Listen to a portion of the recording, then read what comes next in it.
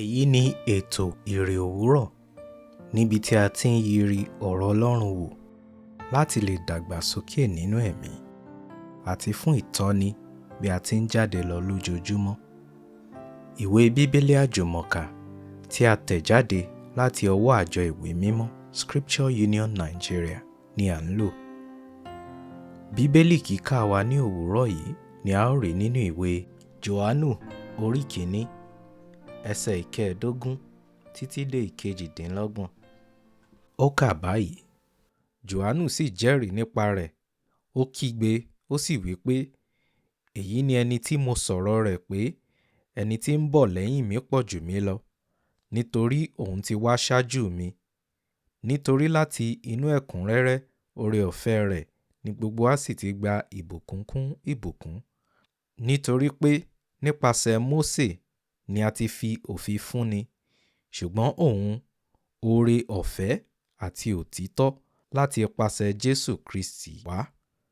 Kò sí ẹni tí ó rí Ọlọ́run rí, bí kò ṣe òun nìkan, àní ọmọ rẹ̀ kan ṣoṣo, ẹni tí òun pàápàá jẹ́ Ọlọ́run, tí ó sì wà ní ìbáṣepọ̀ tí ó súnmọ́ jùlọ pẹ̀lú Baba, òun náà ni ó sì fi hàn.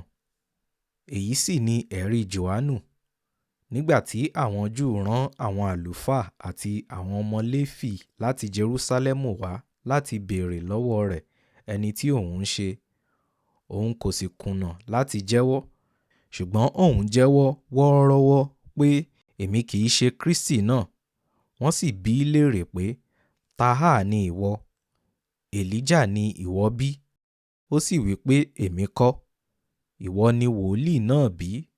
Ó sì dáhùn pé, bẹ́ẹ̀ kọ́. Ní ìparí, wọ́n wí fún un pé, ta ni ìwọ ṣe? Fún wa ní ìdáhùn, kí àwa kí ó lè mú èsì padà tọ̀ àwọn tí ó rán wa wá lọ. Kí ni ìwọ wí nípa ti ara rẹ? Jòhánù sì fi ọ̀rọ̀ wòlíì Àìsáyà fún wọn ní èsì pé, èmi ni ohùn ẹni tí ń kígbe ní ijù, ẹ ṣe ọ̀nà Olúwa ní títọ́. Ọ̀kan nínú àwọn Farisí tí a rán bi í léèrè pé, èéṣe tí ìwọ fi ń bamitiisi nígbà náà, bí ìwọ kì í bá ṣe Kristi tàbí Èlíjà tàbí wòlíì náà? Jòhánù dá wọn lóhùn wípé, èmi ń fi omi bamitiisi, ẹnìkan dúró láàrin yín, ẹni tí ẹ̀yin kò mọ̀, òun náà ni ẹni tí ń bọ̀ lẹ́yìn mi, okùn bàtà ẹni tí èmi kò tó láti tú. Àwọn nǹkan wọ̀nyí ni ó ṣẹlẹ̀ ní Bẹ́tánì ní òdìkejì odò Jọ́dánì, níbi tí Jòhánù ti ń fi omi bamitiisi. Orí ọ̀rọ̀ Jòhánù fi Jésù hàn. Jòhánù onítẹ̀bọmi tẹ̀síwájú nínú ẹ̀rí rẹ̀, èyí tí a kà lánàá láti ẹsẹ̀ 6. Èròǹgbà ọkàn rẹ̀ gẹ́gẹ́ bí ìránṣẹ́ ni láti fi Jésù hàn. Jòhánù ní àǹfààní láti fi ara rẹ̀ hàn bí a ti rí ní ẹsẹ̀ 19, 21 àti 22. Ṣùgbọ́n dípò kí ó sọ̀rọ̀ nípa ara rẹ̀, ó ṣe àfihàn Jésù. Èyí tí Jòhánù ṣe yìí yàtọ̀ pátápátá sí èyí tí ó wọ́pọ̀ ní àwùjọ wa lónìí, ní ibi tí àwọn òjíṣẹ́ Ọlọ́run ti máa ń fẹ́ fi ara wọn hàn gẹ́gẹ́ bí ènìyàn ńlá.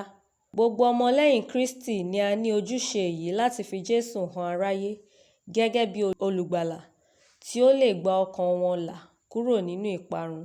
Ẹ jẹ́ ká dìde sí iṣẹ́ yìí ju ti àtẹ̀yìnwá nínú ọdún tuntun yìí. A kò mọ ìgbà tí Jésù yóò dé. Àdúrà: ràn àwọn ọmọ rẹ lọ́wọ́ Olúwa láti máa wàásù ìhìnrere Kristi.